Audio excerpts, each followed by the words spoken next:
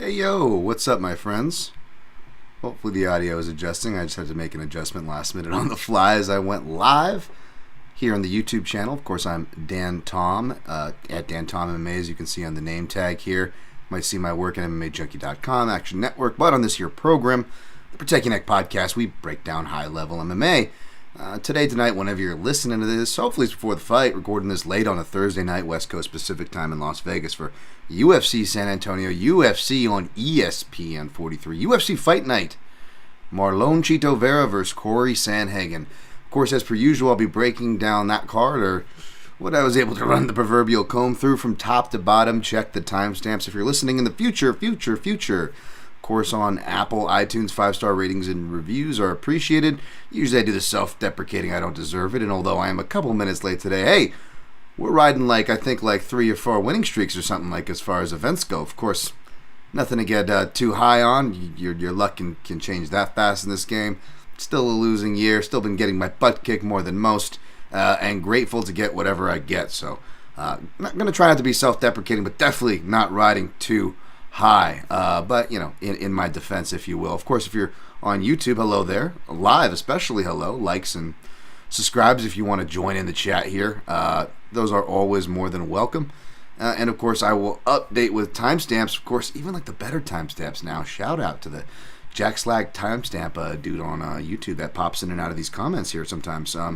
Taught your old boomer boy here how to do it. So, after this here show is over, the party does not stop for me as far as the work goes, and I will get those up for you. As per usual, going to recap the last event, do some shouts, a little bit of live chat along the way, maybe a little bit of Amazon link, click-throughs to see who bought what to support this here free shit show. Ways to support. Of course, we are hosted by mixedmartialanalyst.com, which is my website. And if you go down to the right, you will see secure PayPal link if you want to donate to the show straight up, because I'm too lazy. Not too lazy. We'll get to it this week. You guys know the drill. It's constant Dan Tom stuck in an anger management movie, like he's Adam Sandler or Ben Stiller Meet the Parents movie. A victim of, not a victorium of circumstance like Jessica I, but yes, victim of circumstance. At least sometimes it seems. So I don't know if it's laziness in my defense, but yeah. It's been a little bit tough in that department. Hey, Mark Fellows in the chat. Sorry, I'm getting sidetracked here as people are piling in. I'm my own producer, so I'm also doing the old walk and talk here as I'm going to go share on Twitter. Although we are kind of broadcasting live on Twitter, so here you go. But yo, DT, worth cracking a cold beer for my friend. Cheers, thanks, man. I'm on the wine tonight a little bit. I've been good this week, and usually I don't drink during these shows. I try not to. Anyways, it's been a while, only if it's a special occasion. But a special occasion was tonight. I was having an anniversary dinner with my girlfriend, and things just get hard to juggle, and it's my fault. It's my responsibility, my accountability. I'm not playing any violin here. I'm just saying, at the end of the day, no matter what crazy confluence of circumstance that I might be complaining about or what's going on in your guys' life, justified or not, it is very important to make time for the important things. So, not a wholehearted complaint. No violin playing here. Believe me, none of that. Not asking for any sympathy. Definitely none of that. I'm very grateful. Just explaining what I was trying to fit in and why we have a bit of a late start time. Did a little anniversary dinner, yeah, man, you just got to make time for the loved ones in your life. We're gonna get to the breakdown and the MMA talk and the gambling and the technique and whatever is your excuse for being here, which, I don't know why you're here, but thank you. Whatever the reasoning is, all that stuff is silly. What's important is loved ones, memories, friendships, quality time, whether, it's with an animal, cat, dog, family, or friend, significant other. So, hopefully, you guys make time for whatever that is.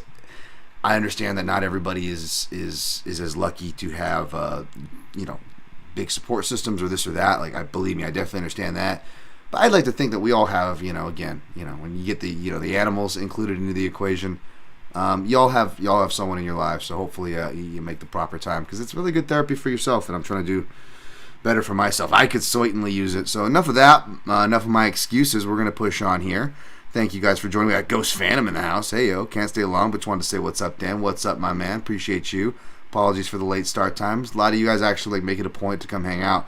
So when I do change it, like my 7 listeners are like, my 7 live viewers are actually, kind of displaced a bit. So apologies to my loyal ones out there. Y'all know who you are.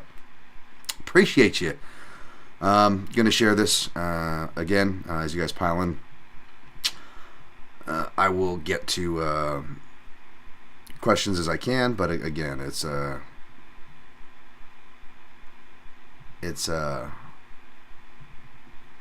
loose format here. Sorry. There we go. Yeah, it sucks when you don't have you just kind of got to do it all on your own. You're like, hey, let me fumble about here. All right, here we go. There we go. We're back in business. We got it. We're good. I'm going to just do the tweet and walk and talk, and we'll get on with the show. Coming off a winning night, we're going to recap UFC 286. It was definitely a fun one. Wasn't able to go back and rewatch too much or anything, so again, I'm not going to beat any dead horses at this point. Most of the things have been unpacked, and you know me, I'm not a victory lapping type, so we won't be going over things too crazily, hopefully, and I'll try to keep this one, as short as possible. I know. Y'all can listen in the future, can go check me right now to see if I did that, but I'm going to tweet here so we can get on with the program. I can fuckus, as quote Mallrats. All right, live now, breaking down UFC San Antonio, New York City. What was that? What was that salsa commercial for those of my day? Join here. Boom. All right. Cool. Yes, Leon Edwards is a friend of the Technique Nerds. You are right, Ghost Phantom. Definitely a friend of the Technique Nerds. We'll definitely get to that here. I want to shout my guy, D Loves _ their turmeric on Instagram. Of course, the turmerictonic.com if you want to find the product. Got some nice lemon ginger turmeric. Got to get up on ordering some there. Again, my week kind of got disjointed here. Yeah, whether it's for anti-inflammatory needs with, I'm probably going to be probably having another surgery in my future, finding out this week. Yeah, man, inflammation is an MFer. I feel like there's not a bad time, to combat it. So, if you guys aren't already on the turmeric, I like to chop in, like to get that turmeric fiber. I do like to chop some into my smoothies. Did that yesterday. I wasn't able to get the smoothie in today. But when you're not able to do that, and there's a lot that goes in with that pre-made juice, my guy D Love makes is amazing. Use Protect 15 for 15% off at theturmerictonic.com. Thank you guys for clicking on the Amazon click-through links. There's just a couple things. Since I already plugged it off the top. Somebody bought Bottomless Pit LP. Was not cheap. Let me go see. Yeah, wow, okay, yeah, that was not cheap. Bottomless Pit EP there, vinyl, I'm guessing, but even that, I don't know. It's just, I'm not gonna get too much into the price, but yeah. Oh, maybe okay, looks like maybe they bought a few of those, so maybe for some gifts and stuff. So look at that. Somebody is not just doing something nice and paying something forward, to that core group I spoke of earlier, but they're doing something that doesn't cost them an extra dime and helps out this year program. They went to mixedmartialanalyst.com first, toggle to the right, click through that Amazon link, which is right below or right above the On It link, which doesn't provide me, a list of what you're shopping for, but, it still helps nonetheless. Still the same deal there. Amazon does. Don't worry, it doesn't tell me who you are, so if you want to have your David Carradine one night in Bangkok, you go right ahead. There's a judgment-free zone here. It helps the program, honestly. So someone else got a creative act, a way of being. Was that a book? I'm gonna guess it's a book. Yeah, it looks like a book, Kindle edition there. Okay, very cool. And lastly, but not leastly, not cheap either, by the way, Godfather Trilogy 4K. Little Godfather there. Hey, I just had some Italian food. Hey. It's probably offensive somehow. I don't know. Part Italian. Not that that's an excuse. But yeah, thank you guys for clicking on the click-throughs there. Mixedmartialanalyst.com. Look at that. We already knocked down that. We're going to go to the UFC 286 recap here. Jersey Lee. Hey, just saw the... Hey, just saw the hearing for TikTok. Makes me sad that MMA is being saturated with politics. Hope you're well, Dan. Thank you, Jersey Lee. I missed out on that. Like, I feel like every time like I've peeked on Twitter, it's been just kind of bum out news. Like, there's just like they're taking away all the actual blue check mark people now, and it's just I don't know what it is anymore, but it's all silly. Instagram too. You just, I don't know. Jersey Lee says, as a fellow Chinese American, it makes me sorry, I couldn't read that for a second. Sorry, as a fellow Chinese American, it makes me sad to see the Asian side of our culture being attacked. Yeah, it definitely sucks, man. There's been definitely a lot of stuff on these streets. I think like it was cool to see Japan win the World Baseball Series. I did the Pride edit that picked up some heat, which was funny on the old Twitter sphere there. But yeah, I don't know if that inspired it, but like there's that Boston radio guy, which is hilarious because he looks just like John Anik. And I honestly just I'm so busy and so behind this week. I didn't want to get too wrapped up in that or actual lighthearted things, whether commenting on serious things like that you're speaking of, Jersey Lee or whatnot. But I did think it was funny that the guy looked like John Anik and was a Boston sports radio guy. Shout out to JA, by the way. But yeah, there's just, it feels like it's like every week. It's a real bummer. So shouts to you guys, and to anybody out there. Like, we had what friggin' Kamaru Usman. I picked Leon Edwards. We're gonna get to the UFC 286. We go 12 minutes here roughly. 11:50 UFC 286 recap. I picked Leon Edwards. Played him, yada yada, hoo hoo ha ha. But man, I'll tell you, I was almost like part of me was just rooting for Kamaru by the end of the week after just seeing and again, it's stuff we shouldn't care about, and who knows, maybe a decent percent of it is bots. Not that means there's no racism, but yeah, like just seeing all the racist BS comments littered, and again, like there's plenty of criticisms or things that you can like legitimately not like about somebody. I'm not telling you guys who to like and not like. That's definitely never my prerogative. You guys know that. But yeah. Speaking to that and trying to keep that same energy for my brothers and sisters of different colors, right? We're all different shapes and sizes and colors and whatnot. But people being discriminated for BS is people being discriminated for BS. It's never fun to see, Jersey Lee. But thank you for chiming in. Speaking of my man who appreciates the same energy over there, we got James Kendrick in the house. All right, speaking of UFC 286, again, it was funny. I was like rooting for Usman, part of me just seeing how much kind of crap and strays he was taking throughout the week and stuff. And I jumped on a Sirius XM with Ryan McKinnell and Andreas Hale, I think I pronounced that last name, but anyways, two people I respect obviously a lot in the space, and I forget who I'm speaking to with them, but they're like, you just come out and say it's because he's black. I'm like, yeah, that's what I'm saying. Like, but it was funny to see that heat. That being said, Leon Edwards was the guy that won either way, so there are positives to this regardless. Leon Edwards, of course, has his own narrative of adversity, coming up from a different part of the world, a different martial arts journey within the UFC, outside of it, all that good stuff. Great story, obviously, which was re-highlighted when, of course, he won the rematch. But again, there was a lot of talk of it was kind of fluky. Kamaru dominated outside of the things. And again, folks, I'm not trying to be the victory lap guy or anything. The only reason why I even commented on it is because people were overdoing it with the age narrative and the diminishment narrative, which is not a part of the narrative. I did think Kamaru did look diminished, whether we're talking about wrestling, speed, looking himself, and whatever subjective measurement that may be, sure, count me in. But I don't think it should be like an overwhelming thing, right? Because, whether it was the Southpaw building that led to it and the montage that I laid out in the Southpaw report last week, which, by the way, I want to start capping these off by completing the reports after the event finishes and saying, tallying up how the Southpaws did in each event. I think that'd be pretty cool, and I should do that and go back to do that. I shouldn't be too hard to track, especially since I laid out the groundwork. I try to cough away from mic, not to affect. But yeah, in that clip, like, he shows, like, literally the first strike of the fight at, like, 4 minutes and 54 seconds of round one in their rematch is a body kick, and it sets the tone. And he goes between the front kick and the front kick teep to the, Thai-style mid-round kick variations, right? I've spoke about this before, the Sidichai bodybuilding, another southpaw. You could build your whole game with that by incorporating legs and head. You start off with the body, and Edwards did that. The front teeps and everything, it was already there.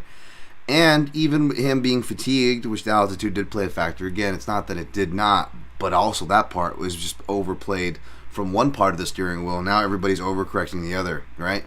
Going from, he was lucky to, if it wasn't for elevation, he would have probably just done that the whole time. Like, how do you go from lucky to, like, one factor and he would have done that the whole time? First of all, he did start the fight winning the first round. That's why, not to be obnoxious, but I was like, all caps, Leon wins the first round again. And I, qualified for those who forget and was just writing off like, he didn't do anything. And yes, even back with the fatigue, what did I say, folks? Go back and watch the actual 50-50 clinches. Not when Kamaru was able to get a well-timed shot or rear waist cinch as Leon built back to his base slowly. Leon won pretty much all the 50-50s, even gassed, and was hitting him with knees. And you see him rock him with said knees in this fight. So, again, it was a better Leon. Like, there was a pocket exchange that I shared that was just amazing, something even that we really haven't seen from Leon at that level, right? It was a better Leon. People are not wrong for saying that, but, it's almost just like, folks, and I know I wasn't the only one. I hope I wasn't. But, like, it's like, this was here. This was here. I was pointing it out the whole freaking way. They're like, he found a way to deal with his wrestling. I'm like, no, he found a way in the first fight to deal with his wrestling. He really wasn't that effective. It was body language. That's how strong body language and optics are, right? I mean, that's really, how strong it is. We'll talk about Manel Kape and Mateusz Nicolau, that third round I was just recently rewatching, and I was like, wow, that was one of the few close decisions, especially of that year, that went my way. And I still feel that there's a more than justified argument for it going my way, but to be honest, I feel like I lose that round to Kape more often than not that gets scored against Nicolau because of the optics, even though Nicolau hit him much more times than Kape's late flurry. I'm trying not to jump ahead here. The fact is, Kape no-sold a lot of those shots, and Nicolau almost had like a tentative eyes open whether he was rocked or not, and then all you need is to give off that vibe. Then you have the commentators going, he's rocked, and then everybody, you go to MMA decisions and you barely see any dissenting Nicolau scores, right? And it becomes the ever bulletproof proof for anybody that was betting the Kape side, going, see, look at MMA decisions. But it's like, no, everyone at MMA decisions is fucking listening to that broadcast, and if that broadcast says someone's hurt, those rounds, go look every time someone says, he's rocked. Even if it's a close round or a round that's close and arguably should have gone the other way, you will see disproportionate scores on MMA decisions because the people that are actually covering the sport that should be submitting scores to MMA decisions, they're too busy doing live play-by-plays. They're not, and they're because they are working cage side for the most part, right? Not saying people that only work in cage side are qualified and that there's no unqualified people there. I'm not saying that. Obviously, there's qualified people watching from the screen, but the qualified people, the unqualified people, to everybody who's not on paper or off, they're not watching in the arena, folks. They are probably not watching with the volume off, which means subject to broadcast bias. Say it with me. I've been saying it for fucking years. It's not an attack on the broadcast. It's not an attack on you specifically. It's just one of those things. I know I'm already like on a tangent on those things, But yes, it is optics, right? So, the optics were so terrible with, even though Kamaru was actually tiring in that fight as well, in the rematch from Utah and Elevation, Edwards' optics were so bad. He just looked like he was quitting. The commentators, even if they weren't and didn't seem wrong at the time, and I'm definitely not trying to hindsight and crucify a Din Thomas or anyone in the broadcast booth, right? But yeah, it was so bad that's why they were saying those things, in fact. So again, if you watch the tape, and knew what you were watching, it was an amazing performance, and you should be pleasantly surprised, and that's totally okay. But at the risk of sounding like the hipster that I absolutely fucking am, wasn't that much of a surprise. And you can go rewind the tape from last week's episode and watch the actual tape of the fights in conjunction. Again, Leon being successful in the clinch, not a surprise here. Leon being able to get up, not a surprise here. Him being able to fight consistency, that was more the surprise. And again, even though I made the call, and and I'm not gonna fucking stand like it was the most confident call, because anybody being uber confident in that fight was wrong. So I'm gonna do my best to keep that same energy and just really not try to play Mr. Hindsight or anything like that. Even though I did put my money where my mouth is, both on the money line and a prop. But no, I'm not gonna be Mr. Hindsight about it. Because if you go back and read my MMA Junkie in-depth breakdown, I say that I'm going to ultimately side for whether it's a diminished Usman or a Usman who's comfortable with himself again. I'm still going to take Edwards to edge out the decision on the cards in the good old controversy in England. And that's not a specific slight on the judges, much less even England. But, again, let's be honest. Throughout all combat sports, I said it before last week, how often do we go through this, right? It happens all the time, even when there isn't any controversy, which was the main event. But what you did have some suspect scorecards that I'm not going to go all out on. I was more just kind of laughing and if anything, victory lapping, if I'm guilty of victory lapping as far as that goes, saying, which it shouldn't be anything anyone should really victory lap over anyways, because again, I was just reminding you guys of the obvious, which we'll get into with Texas, which is, guys, we're going into what's traditionally a volatile market through not just MMA, but like all combat sports, right? So like, be prepared, and the split decision props were popping, and I think they're going to prop extra. I'm going to be extra jealous of you guys who not just can blow the lines up early, but have access to the good lines, whether it's like the round 3 or decision, rounds 1 and 2. Fight goes to split decision, over so many takedowns or whatever. Like, I'm so jealous. Those are all so fun, and I think I could do well with those. But hopefully you guys can do some damage for your boy here, because I think we're in for some of the same this week. Of course, I narrowly scored all the rounds for Edwards and have no issue, or it wouldn't have been a surprise for like particularly rounds 3 and 4 to have gone toward Usman's way on live watch, and people that I trust who didn't know the criteria and do their due diligence and know the sport have kind of felt the same way, roughly within that neighborhood. So yeah, if you can say 48-47 point deduction, well then it could have been a draw. It's like, okay. Either way, I'm still considering myself grateful. So I mean, it doesn't change my opinion either way. I'm definitely grateful to get the decision. Even though it was clear to me, Leon was still going to the legs and body disproportionately. He was fighting off the back foot and countering. And again, I've said it ad nauseum more than anybody else in the space, folks. It's not a personal slight at the judges. It's just an undeniable fucking fact. Pardon my French. These were a majority of all BS decisions, particularly PS/perceived BS decisions, I should say, right? Because even if it's not BS, it's perceived as BS to somebody. Though anything that falls into that category and that's decided within a striking realm, not like a Vera Kunitskaya kind of fight that I often reference, and I'll probably reference here shortly because Santos, I should say, is fighting, formerly Kunitskaya.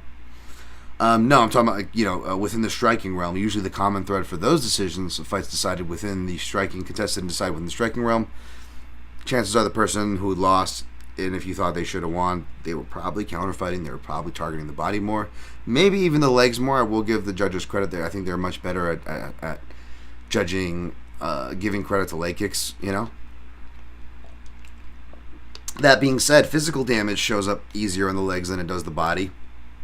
And even though, with the head you get the snapback effect, and with leg kicks you get debasing leg kicks, which I score, if it's based off a clean technique and they were already on clean footing prior. It wasn't like he was already slipping or something. Like, they should score, don't get me wrong, but I'm just saying these are visual cues to make it a lot easier for the judges. Body shots, even though they're the things that the people who actually fight, the actual motherfuckers, fear the most, judges seem to give the least credit to. And I get it, it falls under cumulative. Yes, you would probably see more fights on face value and more toward the head than maybe even more toward the leg than we do toward the body. But then there's all those fights too where it's like Teixeira and Yuri Prochazka. It's a 5-round war that ends with the Brazilian Jiu-Jitsu black belt being the one who submitted. Who could predict that? And when you actually interview him, the guy, the black belt, Teixeira, it was a body shot. I just couldn't recover from an initial body shot is what it was. And that's just what I eventually gave up because I just didn't want to take any more to the body. You hear guys say it. You see him getting kneed in the body and you see him give their head in a clinch. I've heard fighters admit to this. It's because the body hurts too much. I would rather take it to the head. But yeah, let's go ahead and keep undervaluing body shots, shall we? But yeah, thankfully they didn't. There were some excellent high-level judges like Ben Cartledge in tow for that one, and they scored it the correct way. Paul Sutherland seemed to have himself a night. He was the outlying judge in most of these. So, it sucks because even though I did make that remark that did prove to be true, I also, on the same breath, I give credit to the Ben Cartledges. Even, I think Clemens Werner, he's had some suspect 49 46s, but then I went back to watch the fights and I'm like, that guy caught some strays I think were undeserved. They've got some really good judges up there, and I said that before, which is unfortunate about how this one kind of went out because then it was like you had these scores all over the place. But again, volatile judging market. It's just what it is. It's no personal slight to the high-level judges who do good that I shout out on this show. It's just a volatile market and we're entering another one. So, let's see if anyone had anything for that one. Rain Lamina. Dan Tom picking Leon Edwards. Destiny Diamond Dude Dan instead of Mystic Dan. I'll take it. Guy at Night Lord. Starting to love Leon. Listen to him on his appearance on JR Ear in 2021. He's a real student of the game. Asking questions about techniques, explaining his own. Yeah, absolutely. Him and his team. And again, I pointed that out. He used the leg kicks from RDA and the get-ups techniques. He used the body works from Covington. He laid the groundwork to show that they can learn off the past. So, they clearly did. I can't help but become a bigger fan myself. Ghost Phantom. How did people not see what you were talking about? The 50-50 clinches. They were really cool overhook and pummeling ideas from Leon. Yeah, I don't get it. I mean, he was literally using the stuff that Kamaru uses on other people on him. It was amazing. And if I had more time, I would have put a clip out just for that because that would have aged well and maybe look cool. But I don't have time, and it's not really my style. It's just more, instead of my ego, it's more just annoying from a nerd hipster perspective because you just want the evidence is there. It's been there. It was there. Krombopolis Rosen, I was surprised Leon could kick so well from open stance. Islam punish Hooker throwing an inside low kick from open stance. What made Leon so effective? Hard to compare apples for apples, and that'll probably boggle my brain offhand because I haven't looked at those, relooked / much less looked at your comparison analogy. But again, it's tough. Good technique mixed with, I guess, just built-in weaknesses, whether you want to talk about Kamaru's legs injury, susceptibility to injury, status going into the fight. Leon gathering the information that those things could already work at a disproportionately high level, so he leaned into it. Again, the traditional dynamic I always lay out with the wrestle boxer versus a southpaw kicker, a multi-leveled southpaw attacker. They're going to be dipping into those sides if they have those body-to-head attacks, right? Leg attacks as well. So there's a lot of potential answers for that, really. Ghost Phantom says, been watching on silent. These cards are happening. Broadcast. Both has been podcasting since 2010. Really distracting. You know what? Without mentioning too many names, because it's been all around with names that I respect. Some of the names I respect most, I will say, when they get together, I feel like it's almost like a podcast every time. Like they're just joking around. Like sometimes I can get it. Like, again, jumping ahead. Kunitskaya / Santos against Julija Storyolenko was such a boring clinch fest that literally like Felder and everybody in the broadcast booth, I say Felder because he's a CFFC vet, they were just naming CFFC champions. They spent like the whole round naming CFFC champions because it was such a boring fight, which I definitely forgive them there. I'm not giving them shit, but I understand where you're coming from too. We'll go to the next fight. Justin Gaethje defeated Rafael Fiziev via unanimous decision, I believe, 29-28. Oh, majority because there was a 28-28, a weird 10-8 there. I think that was Paul Sutherland again. Rio says, and Truesdale says, I asked you this before, but does it make you angry that Justin Gaethje made the adjustments to deal with Fiziev's switch kick, hoping Fiziev would... Yeah, I mean, the adjustment was that he is ironic because he tried to fight conservative, which a lot of you guys and myself agreed that was probably going to be a bad idea. He had to be more old Justin Gaethje. That being said, I don't think it was me, so I won't take credit for it, but perhaps someone else may have said this, then it's like osmosis is in my head, now it's in my filter. But if neither of these guys jab very much, that's what I said. I said neither of these guys jab very much, but I think I heard someone else say to their credit that if one of them just jabbed more, they could probably throw the other off, and we saw that, right? I don't know if I would credit that to the total adjustment to dealing with Fiziev's arsenal. And Fiziev at that point was fading because he was forced to fight at a really high pace, and perhaps he thought he was going to get Justin Gaethje out of there. And again, man, just being able to take stuff and optics. Gaethje can have sometimes worse optics than he actually is because he's been so tired in his earlier fights from WSOF to early UFC. But as far as him just, being too, stubborn to acknowledge pain, and Fiziev being someone who was cutting up very easily, obviously, right? In that fight, he really had a lot of visual damage, which is why I hate the word damage, and everyone's like, it's all about damage. Damage, and this whole run of like re-understanding the criteria behind the word damage really did it a disservice. And I think people who forefronted it would agree with me, because I think even like the Sean Sheehans and the Dan Urbans and Scott Fontanas of the world are using the actual wording of the criteria as they should.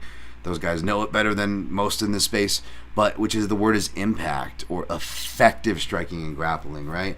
And behind the word damage and the fact that striking was written first, and then you get the bad parroting game where it goes, oh, it's striking then grappling. No, it's not striking then grappling. It's effective striking and grappling. And is not the same word as then, right?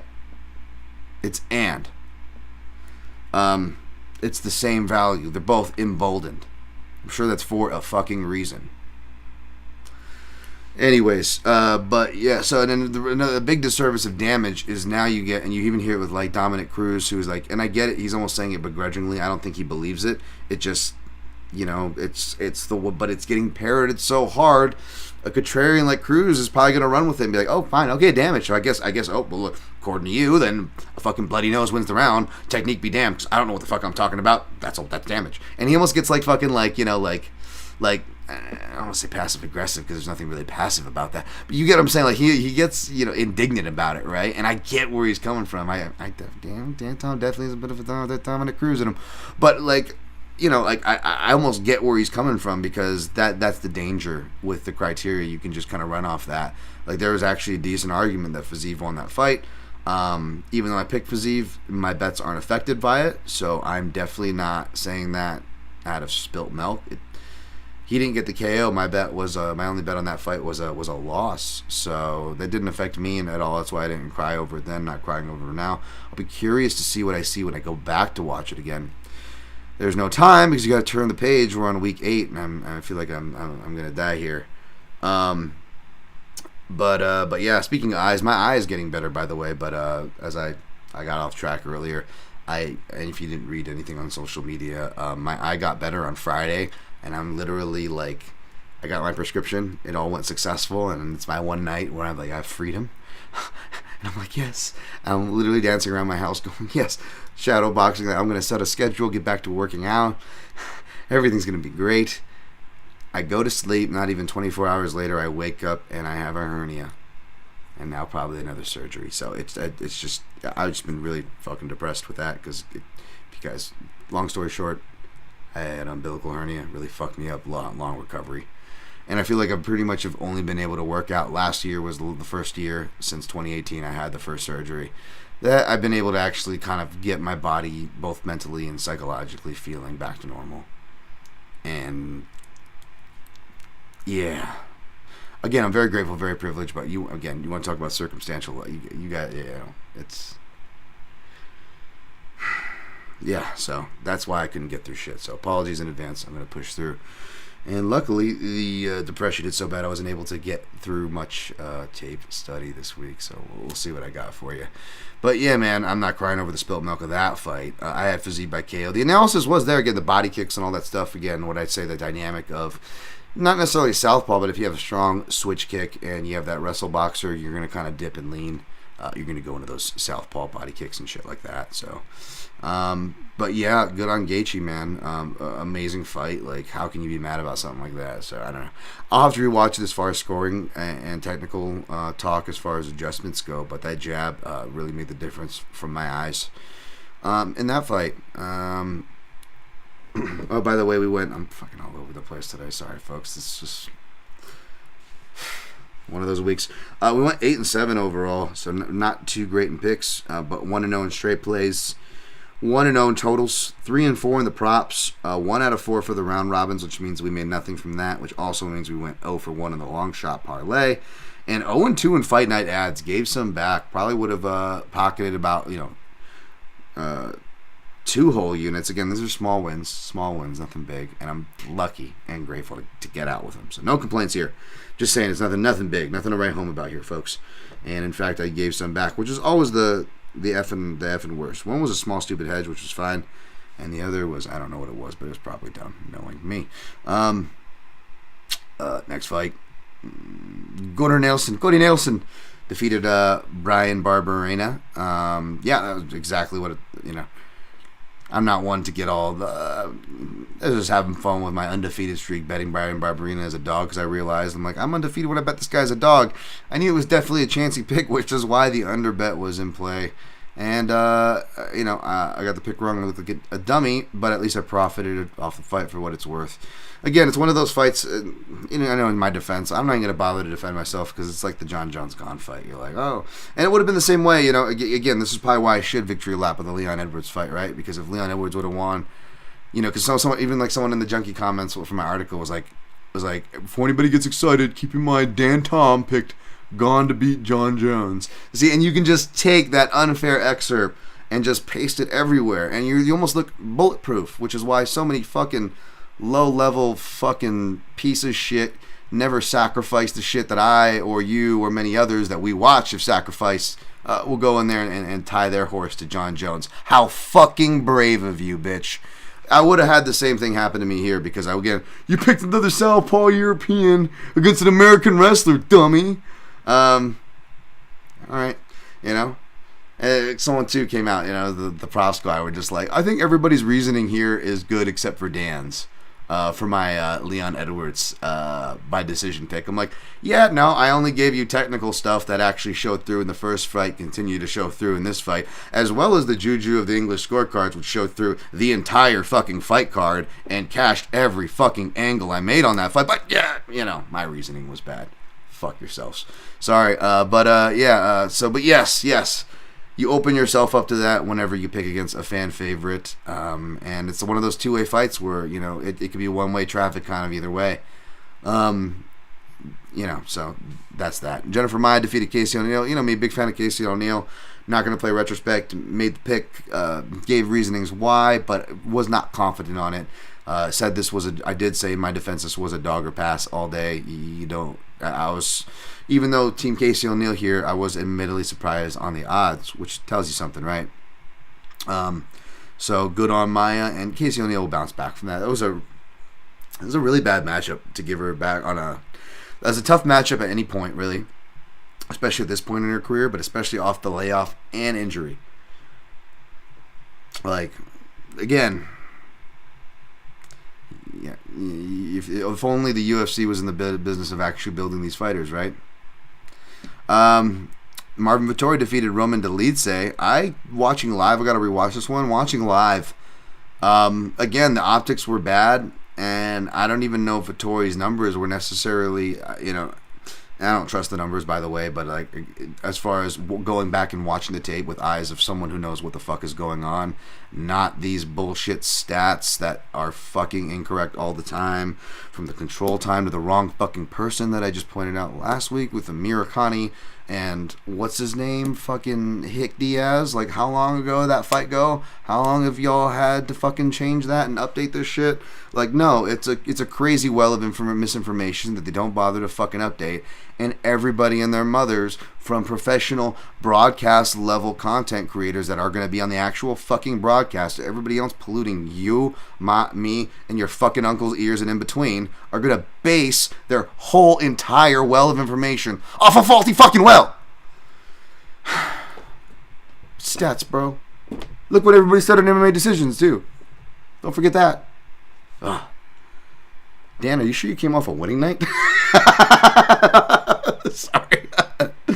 But yeah, I don't know. So I actually got to go back and rewatch it for myself. But hearts out to you Dolidze bettors, I like Vettori. He's out of my gym now. I picked Vettori, but, doesn't mean I can't fucking, God forbid, have sympathy for the other side. I know, it's so rare in this sympathy for others in this space. Ooh.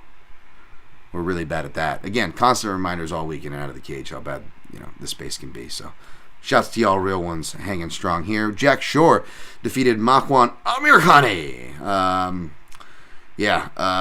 This one went out fairly as planned. I don't know, man. Maybe it was a size difference. Seeing Shore in the scale. Seeing so many people still on Makwan. Don't we all know the book on Makwan by now, But, and I'm not trying to make people who bet Makwan feel bad, because I saw some of the points they were making, and maybe I let that get in my head, and even though, of course, I didn't get a great number like a plus 1,800, I got half that, like a plus 900. Plus 900 is still a hedgeable number where you don't have to give a lot, and with Amirkhani, the good thing about him, the silver lining to the negatives that people point out, is you know how he's going to win. People says you know how he's going to lose. That's true, but you also know how he's going to win.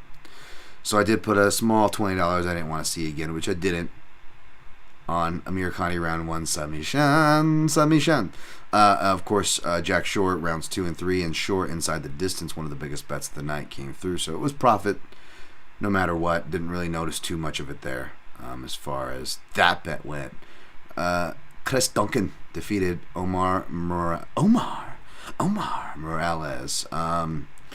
There's some up in arms on this score. I haven't rewatched it. I didn't watch it too closely live. Sorry. Yanal Anal Ashmuz defeated Sam Patterson. I hope Sam Patterson's okay. Good on Ashmuz, but I hope Sam Patterson's okay. It definitely, I thought, should have been stopped sooner live. Obviously, should have been stopped sooner in hindsight. It still wasn't to me like a Herb Dean level of ground and pound late stoppage. That man, when it comes to ground and pound stuff, is really bad, which is another reason why I was glad that Derek Brunson's corner threw in the towel in the Third Reich's Duplessis fight.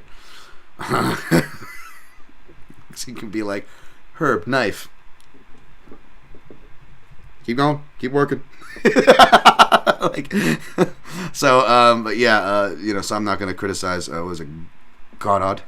It was a good referee. That's a tough one in the moment. I will say, if it was late. I'm not saying it wasn't late. I just don't know if it was as atrociously late as some of these, or like the Kerry Hatley one of what was his name? The other day, he just let the guy fold till he waited till the guy folded like a folding chair against the fence. Oof. Like, it wasn't as bad as that. Like, you can kind of see how how he gets confused, maybe thinks he's moving, even though he's out on autopilot and is just getting re-woken up. That being said, it was still a brutal knockout. I'm not trying to take anything away from that. So I hope Sam Patterson sincerely is okay. Mohamed Makhayev defeated Jalal Filo. That was just a stupid fight. Oh, that was bothersome on the knee. I mean, Jesus Christ. Yeah, I hope the kid can be normal again after that. That was silly. That was, I mean, I get it. You won. You get your win bonus and stuff or whatever, I'm sure. I don't know. That was just hard to watch, man. Like, you shouldn't be you should count, regardless of how he chose to deal with it, he should be counting that as a loss. The fact that he got put in that position for somebody made out / making himself out to be that good. Like, you shouldn't be putting yourself in that position. And yeah, that's rough to see. Because I genuinely just want good things for the kid, but that's one way to. Lerone Murphy defeated Gabriel Santos. Yeah, I thought Santos was a live dog. This was dog or pass, so my heart's definitely with you, Santos bettors. I wasn't close enough to weigh in or criticize any judges or rulings on this one, folks. Sorry, but I will give sympathy to Santos bettors for what it's worth. I did pick Murphy. Christian Leroy Duncan, I did pick him against Durko Todorovic, but we didn't even get a chance to know if Dusko or Durko showed up because his knee went outo. That was rough. Jay Catley defeated Malcolm Gordon. Some good body shots there. Again, I don't know if Gordon should have really been fighting. If he was peeing out pieces of his liver, that sounds fucking awful. Why are you clearing people to fight? Athletic Commission, here for the fighter's safety, folks.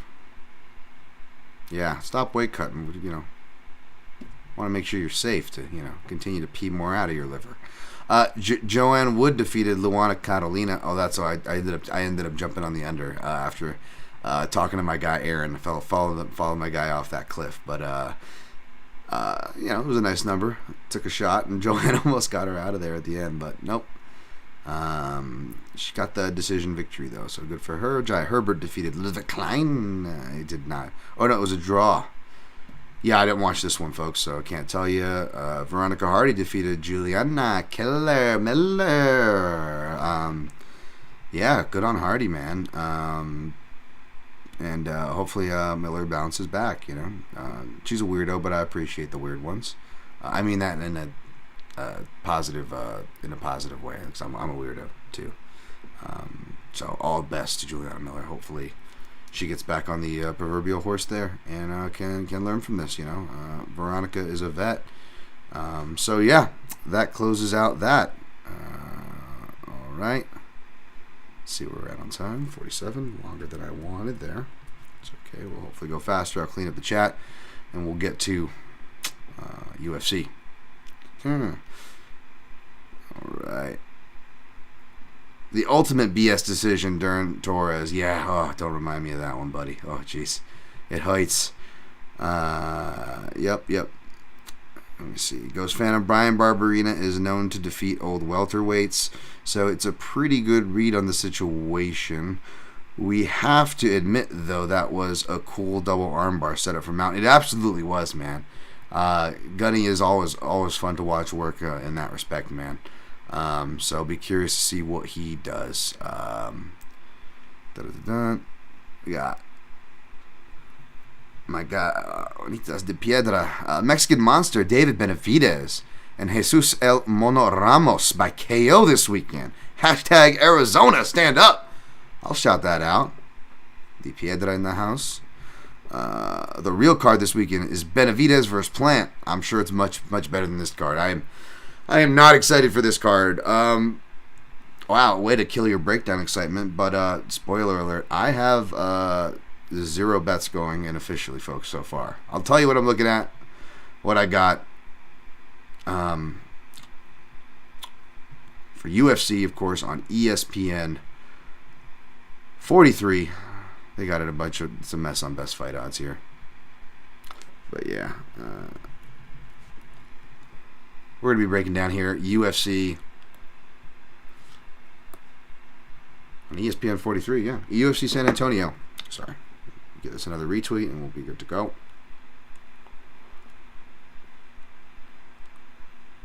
Of course, the card kicks off. We're going to go top to bottom. Corey Sandhagen minus 165. Comeback on Marlon Chito Vera. Plus 135. Line tightening up, which means money coming in on Vera a little bit. Most people haven't really touched this one, which I get. There we go. Following someone's advice and retweeting. But yeah, so I got the in-depth on this one up at MMAJunkie.com. So yeah, I don't blame anybody taking the Vera shots here. I was I was tempted as coming in, but I'm trying to push all those inklings aside as best I can, push back any biases as best I can, whenever free from, but just try to run it through the filter and see what I come up with. And this one is really tight, man. It is really tight. I think if it wasn't for Sandhagen, I haven't been too big on the Sandhagen's implementation of the wrestling. I get why. But, there are matchups like this where it can either help or maybe hinder. Maybe, he runs into a submission, which I think is least likely. I think he needs to be hurt first. He needs to be a club and sub, which then belies the question. Of course, wrestlers are auto-programmed to shoot. Has Corey been doing it long enough to where he's going to do that if he gets rocked? Corey is kind of hard to be rocked. But we've seen him, take some shots, shoot into a guillotine before with, a la John Lineker, right? Very, very competitive fight there. Marlon Vera can find those counters. He's got proprioception. He can just find things, He's not a dedicated counter fighter. He can still come forward in combination.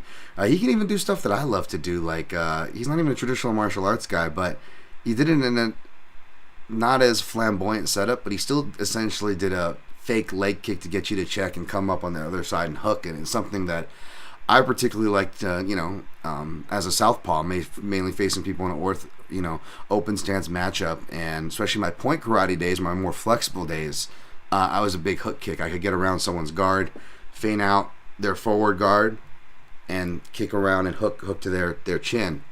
And I didn't understand feints as much, so I had a hard time creating those opportunities with the hands.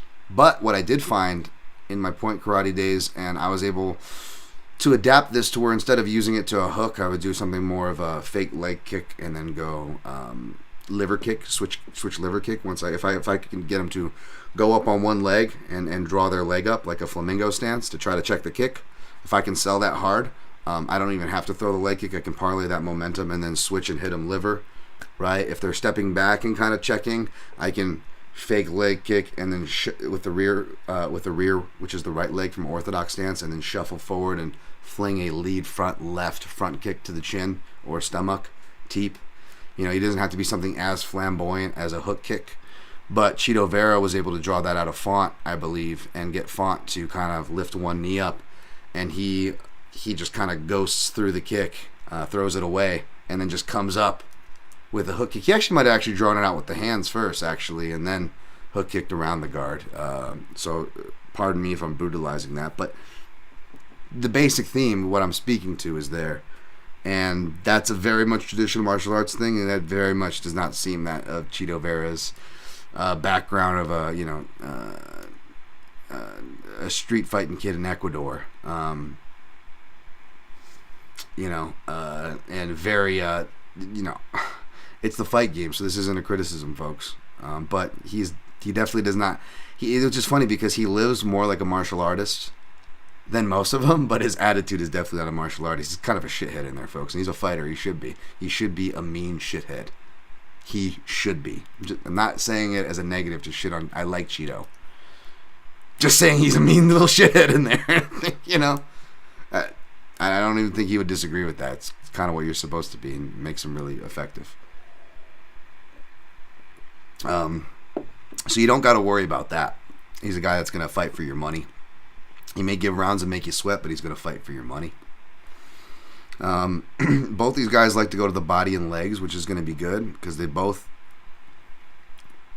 although they both are good about going to the body and legs, they both can be hit to the body and legs. Particularly Vera to that body. He's gotten better at checking leg kicks. Both Sandhagen and Vera have gotten better at checking leg kicks. Sandhagen more mobile, so he's a little harder to hit to that body, although it becomes even more of a target because he is mobile and evasive. You should be aiming for that body more.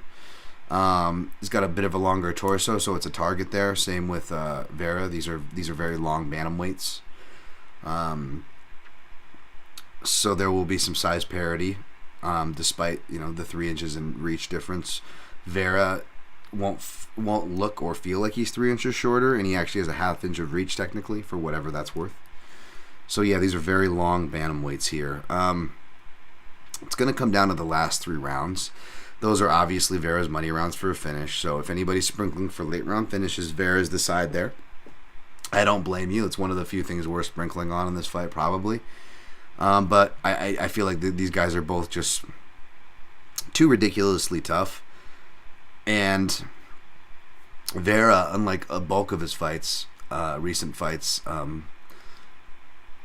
well, maybe not San Diego, with Cruz, who is a mover too, but it's a more advanced Cruz who doesn't move as much, doesn't move as fast, doesn't move as effectively, and I believe as even DC, pointed out in commentary, he will stand in front of you more than you'd like to stereotype in your head, especially at that later stage career.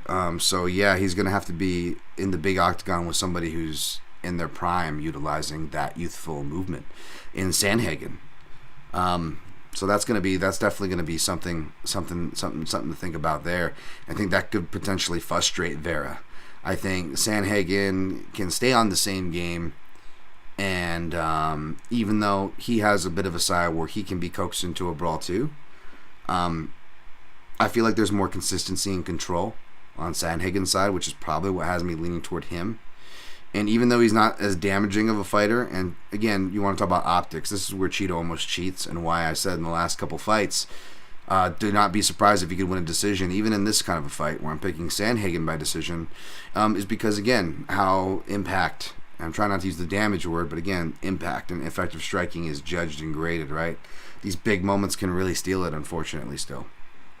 I'm not saying it's not, unfortunately, as in it's incorrect. A lot of times it is. I'm just saying, it makes it so subjective that you get a big headshot and you don't see certain other shots. You can just make the case for one side. The rest of the round work be damned. I don't agree with that, but you get what I'm saying. There are certain scenarios that can lend to that. Unfair, characterizing, if you will. And yeah, Vera wears damage very well and gives it very big.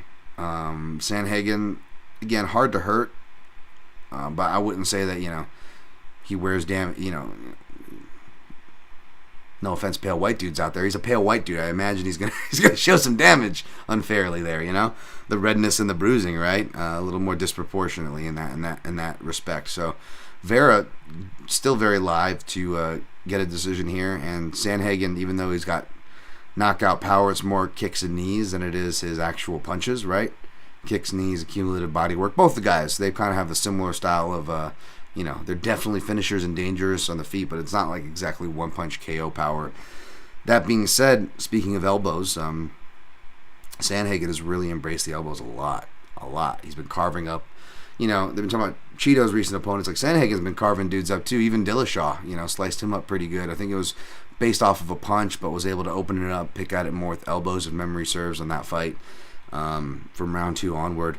And Sandhagen has really been working a lot with those intercepting elbows. Obviously came in handy in his last fight against Song.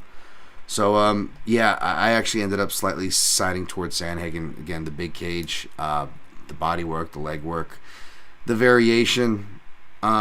It's pretty much one of the two. It's either going to be a guy like Sandhagen that's long, it's got the same tools, just as familiar, just as dangerous as Cheeto in a way, and can dance and use the outside, frustrate him and fight smart, or somebody that's going to smother Cheeto and frustrate him like Jose Aldo did, back riding him or riding him on top, right? Those are pretty much the only people that, I would pick to beat a Cheeto Vera, right? Which is why I kind of want to see him fight Merab Dvalishvili. I think he's one of the only people that probably could beat Merab, So that's a real interesting... Those two, seeing where they kind of juxtapose is interesting to me, which would make perhaps a Vera win more appealing in that regard, right? Definitely wouldn't be upset at that. If any of y'all are on Vera, it's good. Go for you. Go you. I don't got any money on this fight. I don't think I want to put money on this fight, but I'm going to pick Sandhagen by decision. Anybody have any comments on that one? Nope. Going to go down to Holm versus Santos, the fight you guys were all here for. Holly Holm minus 250. Yana Santos, formerly Kunitskaya, formerly Mama Kunitskaya. Now she's actually a mother, so that's just creepy. And stop, Dan. Plus 200. Jesus Christ. That's another reason. I'm like, between battling the depression of your hopes and dreams of potential surgery. If that is not enough, I have to watch the clinch battle of Storyalenko and Kunitskaya. Come on. What is? Yeah, I lost. I was joking with my guy Feño from the fight site. Excellent analyst. Love that Feño. Yeah, I literally lost a day of tape study. It's not that it took that long to get through their decision clinch fests, which do take a long time. It was just I kept nodding off, man. It was just making me tired. Like I want to sleep all. Those of you. I'm talking about I'm not talking about the knockoff depression. I'm talking about the real depression. Like the real. I'm not talking about NyQuil. I'm talking about the real codeine cough medicine, the old school shit. You know what I'm saying, guys? I'm not talking about that literally. I'm just making that analogy as far as when one refers to the real stuff. Those of you who understand, the real depression is the biological shit. You can't help. It's like, pardon me while I make light of a subject in an effort to feel better about it. But it's like, yeah, it's like that footage is Khabib or Merab swimming upstream as is. But I'm like, now I gotta stay awake already. I already just want to pass out and sleep all day with this shit. Now I gotta watch this clinch fest over here, and it was just it was boring. Basically, Santos is the more aggressive clincher, so Holly Holm's penchant for clinching could get her into trouble if she doesn't put pedal to the metal and is able to score takedowns, which I do believe she's the better wrestler technically. And as I've said in previous breakdowns, if you go read my Kunitskaya Cyborg breakdown, I actually said in plain English in that breakdown that when I was trying to lay out possible pathways for Kunitskaya, even though obviously I picked Cyborg for that fight, it's like maybe she could, try to stall some time in the clinch like Holm, but the problem is she's not as skilled or as athletic as Holm, right? And I do believe that still holds true even at this advanced stage of Holm's career at 41. That being said, if that athleticism and skill doesn't bail her out with takedowns and she's stuck in the clinch, she's going to be receiving the more damage and will be therefore deemed probably the less effective and impactful striker on the judges' scorecards. And even though that Jackson Wink camp are consistent round winners, and even though I mean that as a diss as much as a compliment, it is a compliment. As far as I use stuff from the Greg Jackson playbook, the overselling of the strikes because the judges in earshot. I use that same shit when I'm in a corner. It's fucking genius. It works. The late round flurries. That shit works, right? That stuff still works. It's still human psychology, right? So I'm not obviously completely shitting on it here, but there are parts of that is outdated. Late round flurries still work. But making it a late round takedown, I don't know if that's going to seal the deal for you. That doesn't really trick the judges these days. They're trained better than that. They know better than that. Okay? It's not, and if they're following the criteria, it's not going to apply. So I could see her and her camp still thinking that it's 2010 in that regard. And even if she's winning these rounds and they're close, maybe Holm dives into the clinch to try to secure it. But all she does, as we saw, I definitely had to find out, being on the wrong side of Caitlin Vera, both when they fought Holm and Santos. Boy, was that fucking pain in the ass. Oh, okay. Okay, glad we're giving... anyways. But, it was just what was it? The Kunitskaya one. It's you saw at the end of the round 3, the damage that Kunitskaya can actually create in a small window there. So it's Holly Holm could totally risk giving these rounds away that she's winning at the very end of them if she does that. Or giving them away from the jump if she gets in a panic and just starts pushing toward the clinch. Their sparring sessions were apparently wild when they used to train together, and I believe that. But that's also probably because Yana is just kind of a more wild and frantic fighter. She's tried to polish that by working more polished from the clinch and even trying to work a bit more polished from space in these last couple camps at American Top Team. It was a short sample size, and she still got caught off the break and in space, but at least in the beginning, she showed much more responsible clinch entries, Yana Santos / Kunitskaya there, when she fought, Arain Aldana last time out, right? The thing is, in that fight, in the third round of Aspen Ladd, in the third round of Marion Renault, when she gets her nose busted open, And that's been a theme since that Marion Renault fight, right? Something to watch out for, those busted open noses. What's the common culprit there? Left-sided strikes. Again, she hadn't faced any southpaws. So there won't be really anything there on the southpaw report, although I'll probably just bear repeating this. And it sucks. The only two other names on the southpaw report is, it was funny. I went through the card and I'm like, yep, Altamirano, Salvador, Cowan-Vidal. Definitely ain't fucking looking into those fights and wasting me or anyone's time. And sure enough, those are the southpaws, which means I have to look into it to complete the southpaw report. Anyways. But yeah, especially lovely after spending so much time looking into this shit show that is just bet to pieces. And so between left-sided strikes and it being the big cage, and more often than times you can bank on the weird conservative side as people who have a history with each other. I'm going to go with Holm in that kind of a fight. Not confidently as a pick, much less confident enough to bet any kind of chalk, much less 2-1 chalk, or even the minus 150 decision stat. I mean, we're in Texas here, folks. It just has to be competitive. Not even. Look at Andre Uhl and Jonathan Martinez. People are still saying, people I respect on their breakdown podcasts are still repeating, just because it says it on the record, that Andre Uhl beat Jonathan Martinez when he did not. He got his body, legs crushed. I think he even got his arm fractured in that fight. It's fucking hilarious. I don't know how he lost that fight. We're going back to the same state, folks. We're not in H-Town or Dallas, or was it H-Town where a lot of those suspect ones were? But still, we'll see who Texas digs up for this one. We'll probably have my guy Kerry Hatley, the aforementioned, doing double duty. I'm sure that'll only help his late stoppage or early stoppage propensities there. Right? Making him double duty there. Texas, one of the few places they allow him to double duty. Ref and judge. As if one job isn't hard fucking enough. I'm extra jealous of y'all who get to bet the split decisions this week, because that's where I see this fight going. I only put it as a lean or as a bet. I can't remember, but I don't have it at my houses, so this is one of the only times where, forgive me, I'm not putting my money where my mouth is. Believe me, I fucking would. And my betting record would be way better, too, if I had the same lines that y'all had, but enjoy it. Austin Lingo plus 180, Nate Landwehr plus 225. I didn't even look at this fight. I'll probably end up picking Landwehr. Should be a good fight though, because both guys love to throw them hands. Andrea Lee plus 225, Macy Barber minus 275. A hard time picking Andrea Lee fights. Not confident picking Barber's fights, especially after I'm just still haunted by that Miranda Maverick Macy Barber decision too. That was just another awful one for the books. Hi, Macy Barber. I'm the future. Sorry, that's all I hear every time she talks. It fucking shoot me.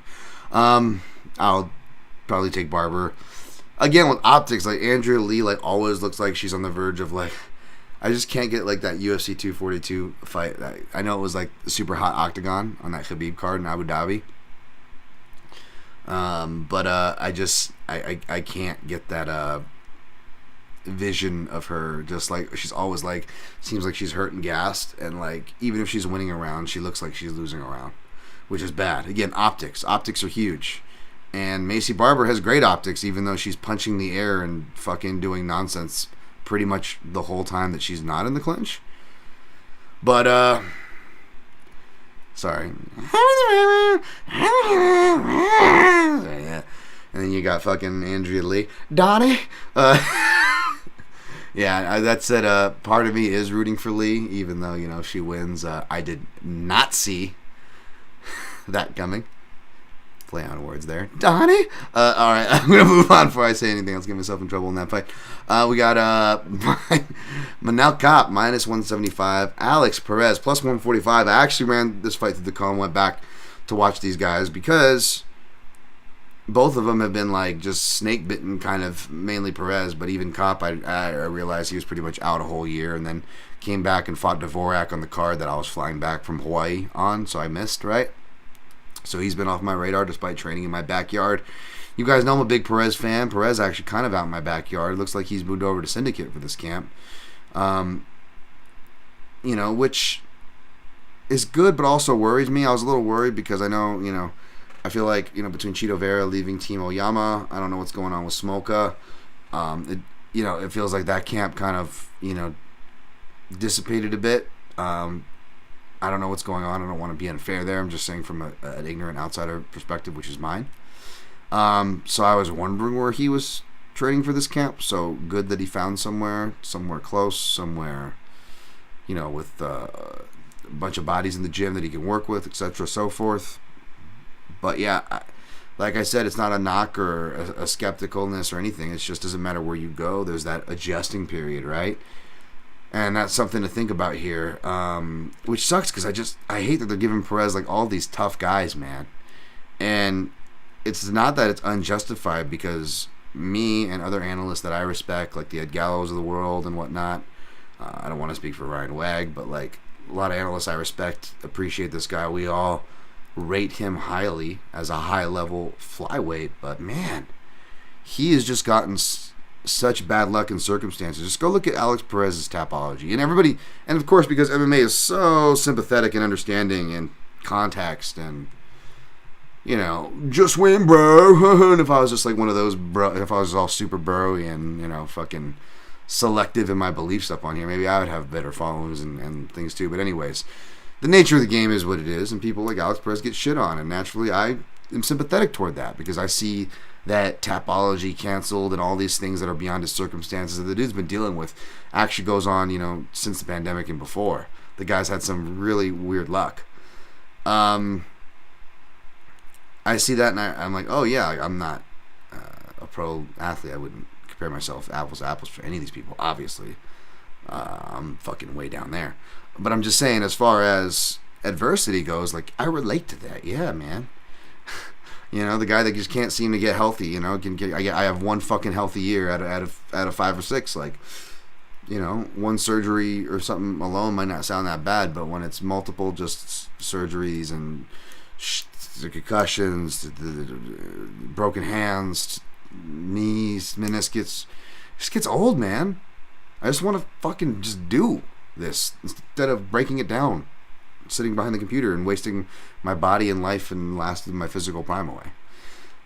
So yeah, I fucking get it, man. I fucking get it, and I sympathize like dudes with Alex Perez going through that. In the meanwhile, trying to start a family, had his first baby like last year or something.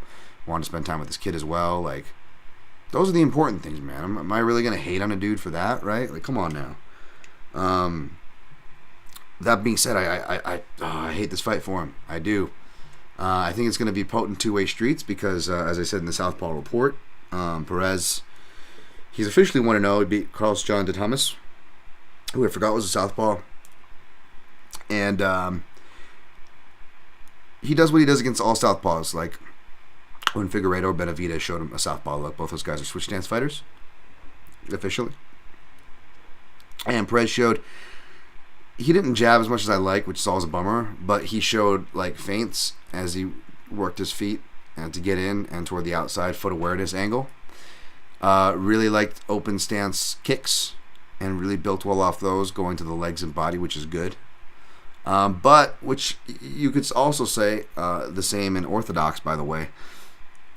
Something about him is just susceptible to counterpunching, it feels like, and uppercuts and knees in particular are going to be live. Of course, I say knees. You guys already know. Yeah, Manel Kape. He's already got one kill in the UFC with his flying knee, right? Throws some decent uppercuts too, and obviously he's a counter striker from both.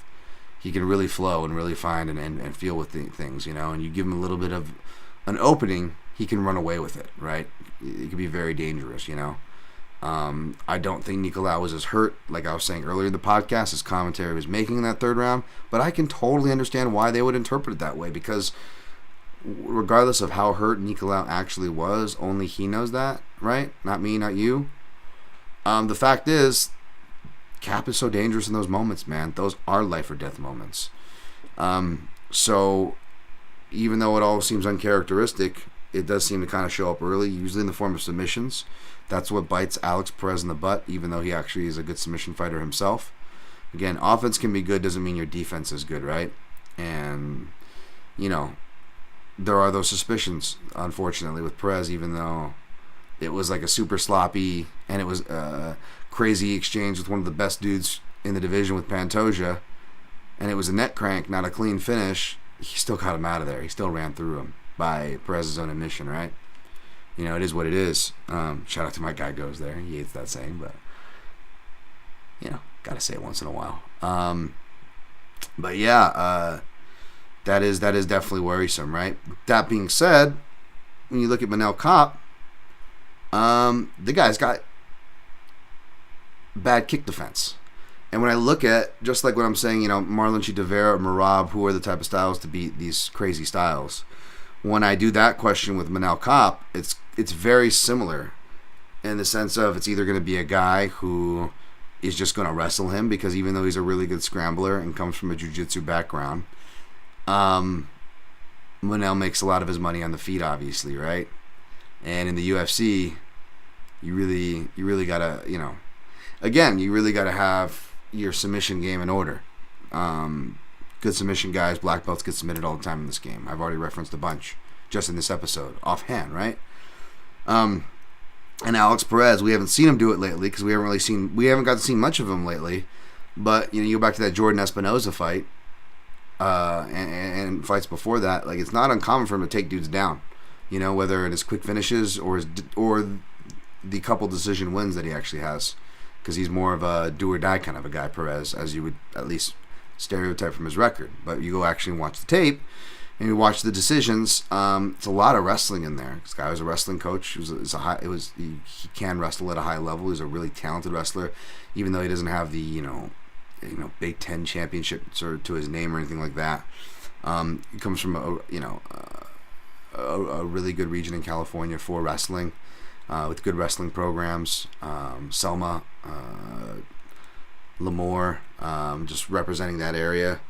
And the dude's got a good submission game. He's got heavy power, real devastating kicks. Again, goes to the body and legs. And Kape, both by the stats, and again, you can't listen to the stats because they don't count checks, and the numbers are just wrong, so I have to actually go and watch the tape, unfortunately, right? And when I went back to watch the tape, no, he's actually getting hit by a disproportionate amount of body and leg kicks. So it's either going to be someone who wrestles him, or it's going to be a good kicker. And Perez can do those things. Now, I don't think, you know, he can... it's hard to say he can do those things consistently because he hasn't had a chance to do them consistently, right? But yeah, not that Kape is the most consistent fighter either, but this seems like just like the perfect fighter to like kind of stunt on Perez here, unfortunately. My heart's with Perez. I hope he scores the upset, but this feels like a Manel Kape victory here. That being said, I want to feel like say it's dog or pass, even though Manel Kape's actually getting into territory. If you were feeling bullish and wanted to bet him, like, go ahead. And I guess that's your thing. I wouldn't feel that confident because again, if my guy Perez, even though I'm picking Kape here, you bet your ass I'm gonna be happy and fucking you're gonna think that I bet Perez because I'm gonna be so happy for him because like the Jonathan Martinez, he's just a guy who just gets unfairly shit on. It's ridiculous. You know, everyone brings up the Joseph Benavidez fight. Like, you got TKO by Joe, southpaw. Joe primarily fights southpaw. But he's a switch stance fighter. That's what he lists himself as, officially. And Joe himself said in that fight, is a clash of heads that sparks everything off. But nobody ever mentions that one either. So it's just like, oh, jeez. And I've been meaning to do a Juicy Formiga Alex Perez thing, like, taking like the score from the Kill Bill movie that I like fits, like it's a weird score you wouldn't think fits, and I was gonna edit it over his like thing. I've been meaning to do that for like years now, and just no time, folks. So hopefully I will. Pushing on. Hopefully the rest of this is fast because I haven't had time to tape much of this. I'm just gonna tape probably the bare minimum. I don't even know if I want to even bet any of this stuff. Duraev's kind of asking to be bet because he opened as the favorite, but public money pushed him to a dog, plus 145. Versus cheating Njokuani, minus 175. The thing is, it's a big cage, and even if it was the small cage, I don't know if I could trust Duraev to wrestle. Looks like he's getting after it hard in the Extreme Couture room. We'll see if I still pick him. Don't be surprised if I don't. And if I do, don't take it as a confident pick. I picked Chidi last time out to beat Hobo Cop by first round knockout, and he almost fulfilled that, and then didn't, right? So I got to watch the tape on this one, so I'm not even going to say stuff, otherwise I'll just get myself in trouble. Follow me at Dan Tom MMA. See my quick picks and prognostications at MMA Junkie that drops every fight day, and of course every fight day at Dan Tom MMA on Twitter. I post my picks and plays. We got Daniel Pineda plus 225. Tucker Lutz. Tucker Lutz. I don't know why I say his name like that, but it just feels like it should be said that way.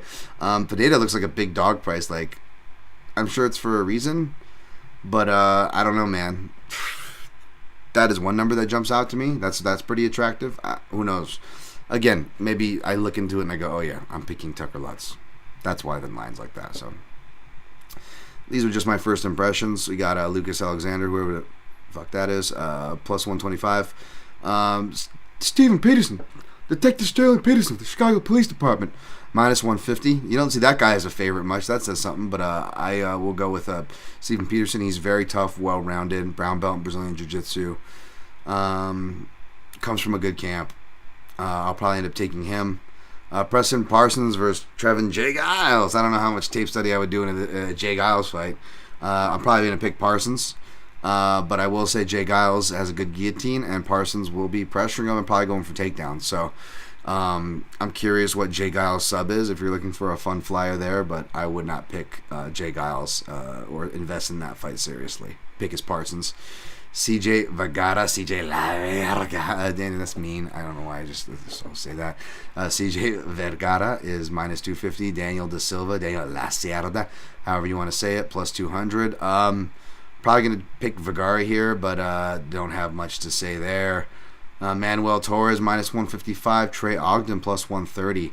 Manuel Torres probably iced somebody that I bet on, I'm guessing, or picked against, or I don't know. Let me see here. But I know he opened as a bigger favorite, so not that I want to even look or get invested into these kind of fights. Oh, Frank Camacho. That's right. Oh, poor Frank. No. Yeah, do I want to bet the person that defeated one of my dudes there? So did Justin James, but Justin James is obviously my dude though too, so who cares? But yeah, I don't know. Why do you want to get involved in these fights? I hate it. I wish I could go like with the strategy of my guy Clint, where like, he starts at the prelims and then goes from there and like goes in mines for gold there, and like that totally fits my contrarian sensibilities. But so many limited time, and I am paid to break down the opposite end of the card. So you would think the matchmakers would book the good fights there, but they usually don't. A lot of times it feels like. All right, next fight. Yeah, I'll probably end up picking Torres. I don't know if I bet him, but you know, line's moving that way. If you like him or feeling bullish, Vinicius Salvador. Who the fuck opened as the favorite? Who the fuck knows? It's pretty much a pick him still. He's minus 115. Alexander-Peterson minus 105. I don't know. I gotta look into this one for the Southpaw Report, unfortunately. As do I have to look into it with Haley Cowan minus 128. Torres-Vidal plus 104. Check my Twitter at DanTomMMA because I'll have to comment on those fights for the Southpaw Report at the very least and post a pick on them on fight day. Sorry, it wasn't a great show this week.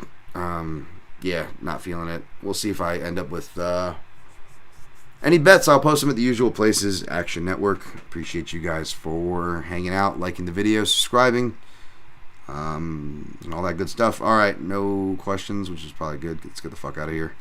Recap my picks and plays. Or picks, because there's no plays. Taking Sandhagen over Vera. Taking Holm over Santos. Taking Landwehr over Lingo, more than likely. Probably taking Barber over Lee. Who knows? Check quick picks on fight day. Taking Kape over Perez by Hearts of Perez. We'll see who I take in Duraev-Njokuani. Check my main card quick picks. MMA Junkie on fight day at Dan Tom MMA. I post everything there, including my picks and plays. Leaning toward Pineda as a dog, but we'll see where I end up on that fight. Probably siding with Peterson over Alexander. That's Pineda over Tucker Lutz. Sorry, I don't have to say it that way. I'll take my guy Preston Parsons over Jay Giles, Trevin Giles. I'll probably end up taking CJ Vergara over Daniel Da Silva. If I take Manuel Torres over Trey Ogden, probably will take Vinicius Salvador over Victor Altamirano. Who knows with Haley Cowan and Torres-Ogden. Check me at Dan Tom MMA on Fight Day. No picks or anything I'm really looking at. Maybe, again, I'm curious to see where I end up on Pineda-Lutz. Maybe he's take a dog shot there. I don't know. Yeah, I'm not liking this, man. And then you add in the suspect scorecards. Like, I would just spam bet everything to go to split decision. And see what I come up with. Anything I deem competitive. My guy MMA Guru, not the Guru, Beanie, Smelly Dude or whatever. Shout out to my guy Ben Cohn who made a video on that guy. I'm talking about chronic combat conversations. He asked me what fights would I bet the split. I would bet it in the main event, Sandhagen Vera. I would bet it in the co-main event for sure. Those two for sure. I mean, if I end up thinking that Landwehr and Lingo have a chance to go to decision, I would bet it there. I would bet it for Barber and Andrea Lee. Oh yeah. Perez and Kape are going to get plus money if it goes to decision. So if you want to be contrarian, just bet that. I wouldn't worry about it there. Wouldn't worry about it for Duraev and Njokuani, regardless of which side. That's going to be too volatile for a finish. Pineda's a do-or-die fighter, so I would lay off it there. Peterson's tough. I don't know Alexander's side of the equation, so I have no clue. Jay Giles, I feel